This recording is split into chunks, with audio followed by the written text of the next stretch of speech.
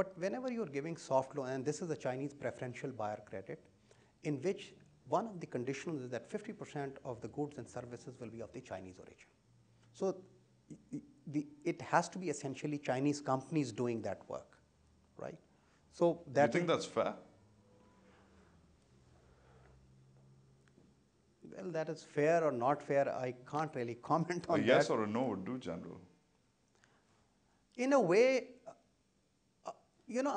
as long as the process is transparent, as long as there's a system of monitoring what they're doing, as long as there is a system of ensuring that they're not overcharging, which we have evolved, by the way, I'm quite happy because Chinese construction companies are known to be doing work at a fast pace. That means we should put local competition to bed to see. There are a lot of local competition going on. This is not only Muzaffarabad that we are rebuilding. We are rebuilding 30,000 square kilometers of area.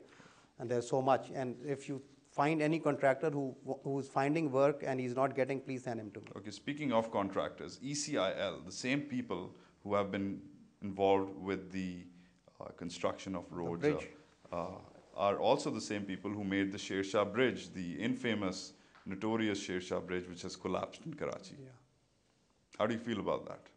You're working with these guys. Yeah, they're working, and I've told them to look at their capacity. And because here we have a safety clause. Whatever they do, it's being vetted by NESPAC. There probably they were all by themselves. Here, anything that is being designed by any of the consultants, that design is vetted by our structural engineers in NESPAC. We have a whole lot of structural You're working with people who have been involved in a failed project, this came now. I appreciate NESPAC and I appreciate your structural engineers. Yeah. I just want to know what's the decision which goes behind getting a company which has a bad reputation? No, when we enrolled this company, this thing had not happened. And this company came through... Are you going to annul your contract with them? We will have to look, because I have a feeling that maybe because of this incident, their performance goes down. And by way of, people not getting paid, or there may be some other hiccups. In that particular case... Are you saying you will annul your contract with them? We will have to look. If they continue to deliver, probably not. But if there is any failing on that part, yes. You went on BBC Urdu service, and there was the compere said, had a man online who was complaining about irregularities. And you said, if his complaint proved to be genuine after a thorough probe, action will be taken against the culprits. Yes. And if the complaint proved to be wrong, I shall personally arrange for his arrest and imprisonment. After this, this is on the BBC. Even the compere freaked out and asked you that was wrong. That's not my personality to say that. This is unbecoming of a lieutenant general. That's not my personality to say this thing. That's why I'm a little doubtful that did I say this exactly, because I would not say such thing. You don't recall it? I don't say normally such a stupid thing, frankly speaking. So the BBC is wrong too? No, I'm not saying, maybe at some spur of a moment I may have got imbalanced, but I normally don't say such a stupid thing.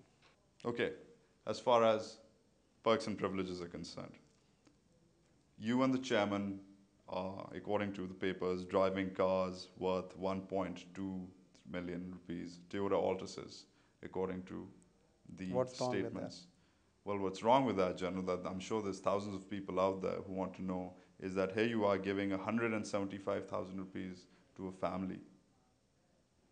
And you're driving a car. So what do you expect me to drive? You're driving a car for 1.2 million rupees. So it's not about what I expect you, General. This is not about me.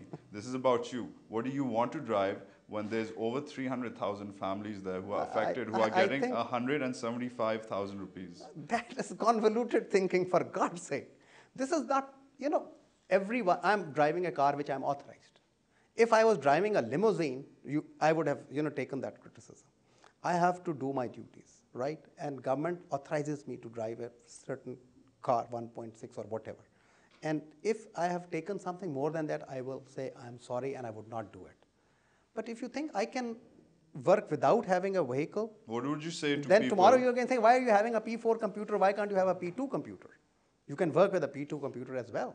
Tomorrow you can say, why are you having such a lavish office? How do you feel about the fact, just let me know personally, how do you feel about the fact that you're driving a car for 1.2 million rupees, you fly down to in I drive down also. You fly down in helicopters, which is also a passion for you. Yes. Right? Yes. And here in the safety and security of the Prime Minister's Secretariat, while there are people out there who are supposed to reconstruct their lives on 175,000 rupees. Yeah.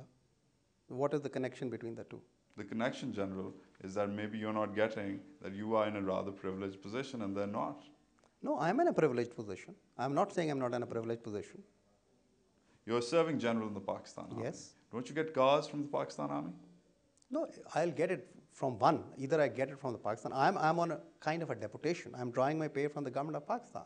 So the government of Pakistan is to give me a car which they have given. So what's wrong with that? You don't have a car from the Pakistan Army. No. You're the Vice Chief of General Staff.